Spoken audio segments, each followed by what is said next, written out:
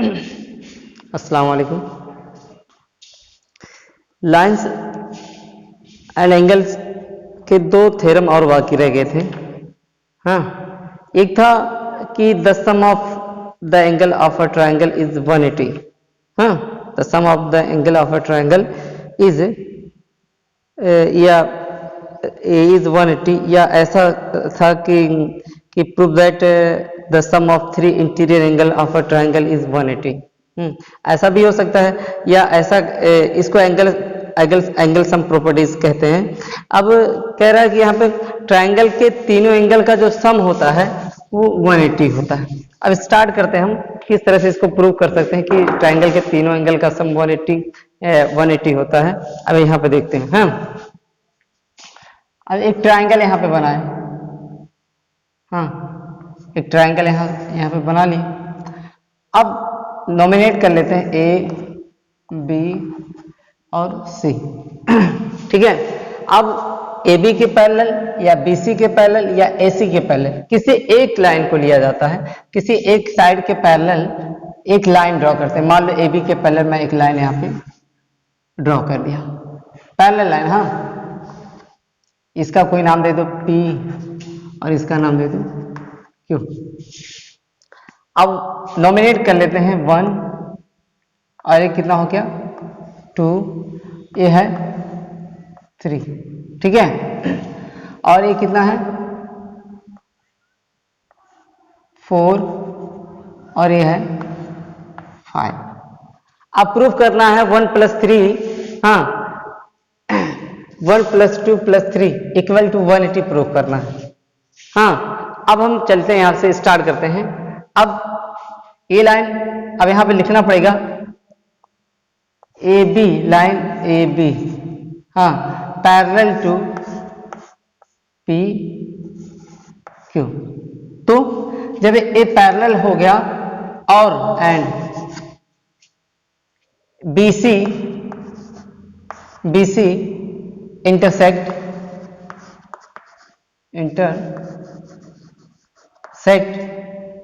ए B को भी और पी क्यू को सी पे और ए बी को बी पे इंटरसेक्ट करता है।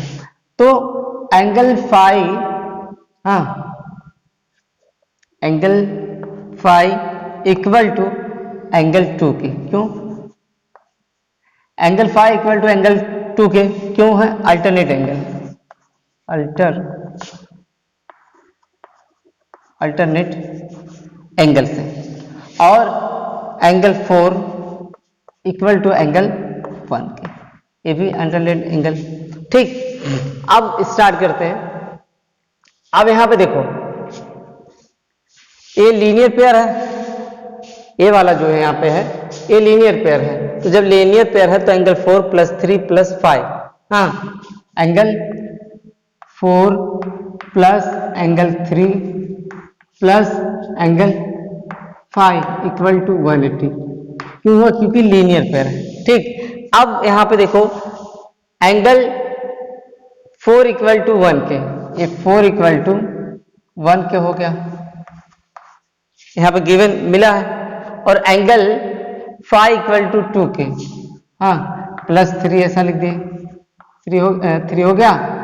और 5 = 2 के = 180। ठीक, अब 1, अब देखो एंगल 1 इसको थोड़ा पहले लिख लो, एंगल 2 इसको इधर लिख दो, एंगल 3 = कितना हो गया 180 की।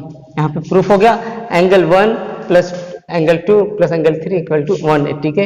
यानी ये जो एंगल है, ये वाले एंगल, ये एंगल ऑफ ट्रायंगल है, ये ट्रायंगल के एंगल है। Hence proof. अब यहां से हम कह सकते हैं hence the sum of the three angle of a triangle is 180। ठीक, नेक्स्ट। इसके बाद एक थ्योरम और है कि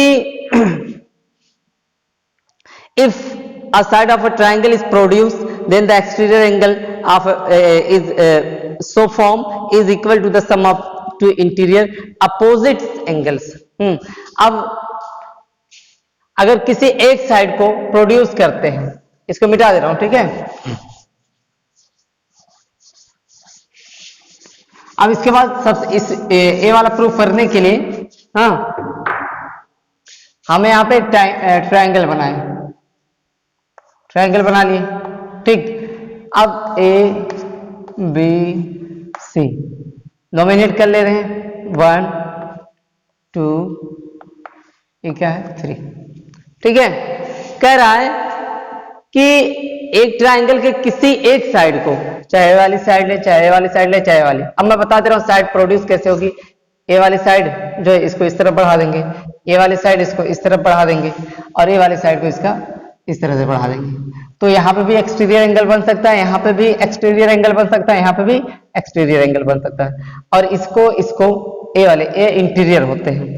लेकिन एक चीज और यहाँ जानना जरूरी है, इस एंगल का इंटीरियर अपोजिट एंगल, इस एंगल का इंटीरियर अपोजिट एंगल ए है और ए है, ए नहीं। बात समझ में आ गया? इस एक्सटीरियर एंगल का इंटीरियर अपोजिट एंगल ए है और ए है, ए नहीं। इस एक्सटीरियर एंगल का इंटीरियर अपोजिट एंगल ए है, ए वाला नहीं। जिसका पूछेगा उसका जो एडजेसेंट एंगल है, ए इसका एडजेसेंट है और ए इसका एडजेसेंट एंगल, जिसका पूछेगा उसका एडजेसेंट एंगल को छोड़ के जो दो एंगल बचेंगे वो उसके इंटीरियर अपोजिट एंगल कहलाएंगे, ठीक है। अब हम स्टार्ट करते हैं, इसको भी नॉमिनेट कर लेते हैं। यहाँ पे 5 है, हाँ, यहाँ पे 6 है, यहाँ पे 7 है। अगर चाहो तो ये मिटा भी सकते हो, नहीं तो यहीं से स्टार्ट करते हैं, कोई बात नहीं, ठीक है। अब हमें प्रूफ ये करना है कि angle phi equal to angle 1 plus 3 के, ये दोनों इंटीरियर एंगल, ठीक है। अब स्टार्ट हम अब यहां पे देखो,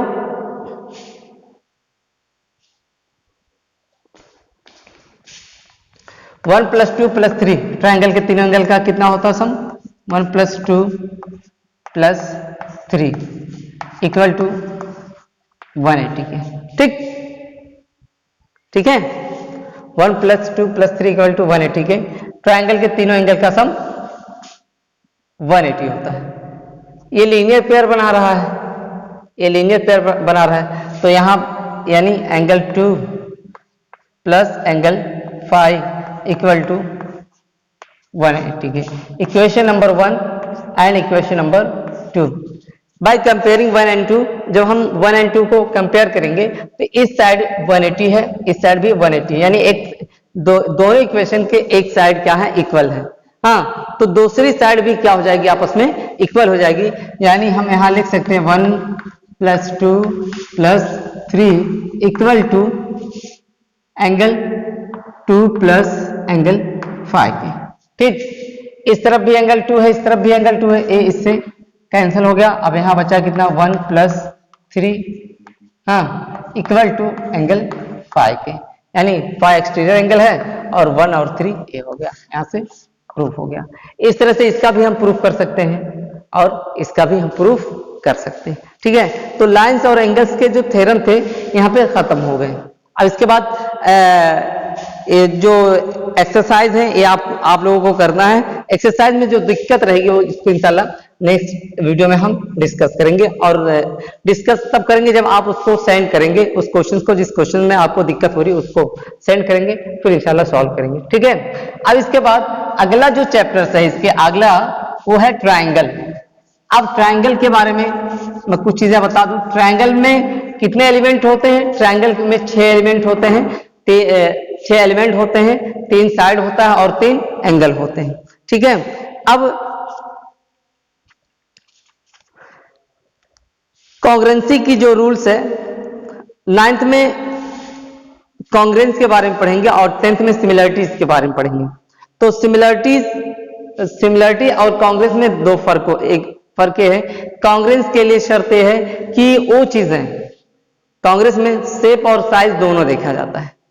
कोई दो चीजें हैं, अगर दोनों की कोई दो, मतलब 1 रुपए के 2 सिक्के हैं, 1 रुपए के 2 सिक्के हैं, दोनों एक ही ईयर के हैं और एक ही मशीन से बने हुए हैं, तो वो दोनों सिक्के क्या कहलाते हैं? कॉन्ग्रुएंट कहलाते हैं। कैसे समझ में आएगा कि जब हम एक सिक्के को उठा के दूसरे सिक्के के ऊपर रखते हैं तो एक सिक्का दूसरे सिक्के को क्या कर लेता है, ढक लेता है। इसलिए एक सिक्का या पहला सिक्का दूसरे सिक्का का क्या कहलाता है, कॉन्ग्रुएंट कहलाता है। कॉन्ग्रुएंट के लिए दो शर्त कंपलसरी है। पहला है दोनों फिगर का शेप सेम होना चाहिए, दूसरा है कि दोनों की साइज सेम होनी चाहिए। लेकिन सिमिलरिटी में, जब सिमिलरिटी की बात आती है तो सिमिलरिटी में शेप सेम होना जरूरी है, लेकिन साइज की कोई जरूरत नहीं है। साइज छोटा भी हो सकता है, बड़ा भी हो सकता है। जैसे मान लो ताजमहल के दो फोटो लेते हैं, एक छोटा फिगर का हो और एक बड़े फिगर में। अब दोनों का शेप सेम है लेकिन साइज क्या है, छोटी है, ये छोटा है ये बड़ा है। ठीक, अब हम यहाँ पे कॉन्ग्रुएंट चीजों के बारे में पढ़ेंगे इस चैप्टर में, चैप्टर नंबर 7 में। अब कॉन्ग्रुएंट के लिए जरूरी क्या क्या होते हैं, क्या क्या कॉन्ग्रुएंट के लिए जो कंडीशंस होता है, पहला कंडीशन है साइड एंगल साइड, पहला कंडीशन है साइड एंगल साइड, पहली कंडीशन। दूसरी कंडीशन है साइड साइड साइड। हाँ, इसके बाद जो तीसरी कंडीशन है एंगल साइड एंगल। हाँ, उसके बाद जो चौथी कंडीशन है आर एच एस। कॉन्ग्रुएंट के ये चार कंडीशंस है जिसके बिना पे हम जाकर क्या करते हैं, side angle side, side side side, angle side angle और राइट एंगल हाइपोटेन्यूज साइड। अब जो एंगल होता है ये जरूरी नहीं है कि जैसे एंगल एक होता है एंगल, इसके जरिए हम ये नहीं प्रूव कर सकते कि वो दोनों फिगर क्या हो, कॉन्ग्रुएंट हो सकते हैं। मैं छोटा सा एग्जांपल दे रहा हूं कि कैसे नहीं प्रूव कर सकते हैं। हम मान लो दो ट्रायंगल के बारे में बात कर रहे हैं, तो एक ट्रायंगल ए हो गया, ए बी सी। अब बी सी के पैरेलल यहाँ पे एक लाइन खींचे जिसका नाम क्या रख दिए, पी, और क्या है, क्यू। ठीक है, एंगल क्यों नहीं होता वो बताने जा रहा हूं मैं। ठीक है, अब यहाँ पे एक ट्रायंगल हो गया ए बी सी और दूसरा ट्रायंगल हो गया ए पी क्यू हो गया। अब हम यहाँ पे देखते हैं ए लाइन यानी B C parallel to P Q के, B C parallel to P Q के, ए वाली लाइन इसके पैरेलल है, तो ये जो एंगल है ए वाला एंगल, ए वाला। हाँ, अब इसका नाम 1 2 3 4, एंगल 1 इक्वल टू एंगल 3 के और एंगल 2 इक्वल टू एंगल 4 के। हाँ, और इसको 5 नाम देते हैं, और एंगल 5 इक्वल टू एंगल 5 के।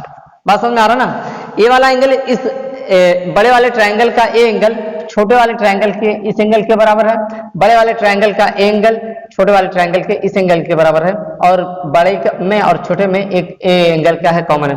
मतलब बड़े वाले का तीनों एंगल दो छोटे वाले के तीनों एंगल के इक्वल। लेकिन अब यहां पे देखो तो क्या एक कॉन्ग्रुएंट हो गया? अब कैसे पता चलेगा? अब अगर मैं इस छोटे वाले को बड़े वाले के ऊपर रखूं तो क्या छोटा वाला ट्रायंगल इस बड़े वाले ट्रायंगल को पूरी तरह से ढक ले रहा है? नहीं ढक रहा। मीन्स क्या होगा कि एंगल जो प्रॉपर्टी है वो कॉन्ग्रुएंसी में लागू नहीं होती है। बात समझ में आ गया? क्यों नहीं लागू होती? क्योंकि छोटा ट्रायंगल इस ट्रायंगल को बड़े वाले को नहीं ढक रहा, इसलिए एंगल की जो कॉन्ग्रुएंसी हो लागू नहीं होती। बात समझ में आ गया? अब इसके बाद आगे चलते हैं।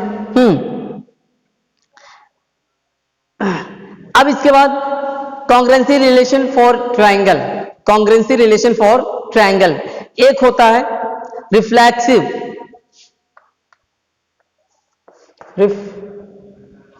एक होता है रिफ्लेक्सिव। हाँ, एक प्रॉपर्टी होती है रिफ्लेक्सिव। रिफ्लेक्सिव में क्या होता है? मान लो ए ट्रायंगल है, हाँ, ए बी सी, ए भी एक ट्रायंगल है, तो ये ट्रायंगल ये खुद, अगर मैं यही ट्रायंगल एक पेज पे इसको बना लूं, फिर यही ट्रायंगल ले जाकर दूसरे पेज पे बनाऊं, इस एक पेज पे दो पेज है, एक पेज पे इसको बना है, इसी की ही तरह दूसरे पेज पे मैं ट्रायंगल इतने ही माप का, इतने इसका जितना एंगल ए का है उतना इसका भी है, मतलब जितना जितना इनका इसका एंगल है उतना उतना इसका ए भी एंगल, जितनी साइड इसकी है उतनी साइड इसकी है।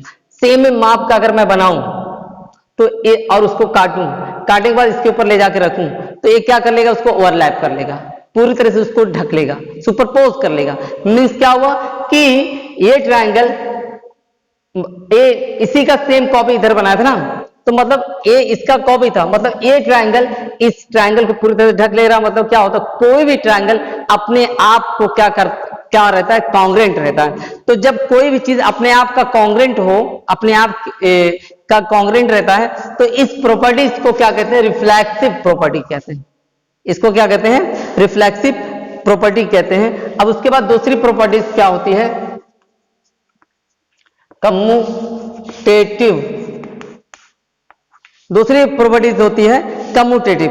हाँ, अब यहां पे क्या करा कि अगर ये ट्रायंगल एबीसी है, एक ट्रायंगल है कोई जिसका नाम क्या है, ABC, triangle A B C, और दूसरा पी क्यू आर।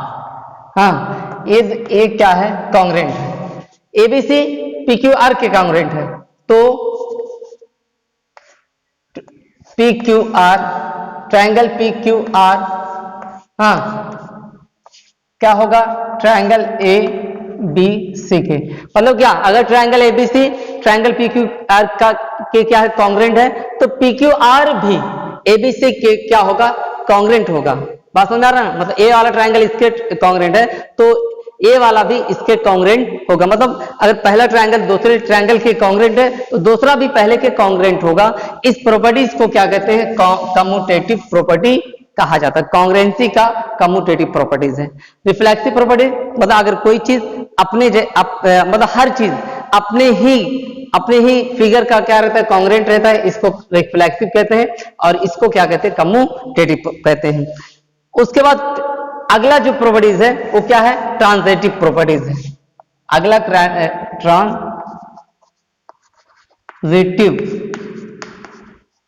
अगली जो प्रॉपर्टीज है कॉन्ग्रेंसी की वो है ट्रांजिटिव प्रॉपर्टीज। ट्रांजिटिव प्रॉपर्टीज में क्या होता है ये मैं बता दूं आपको।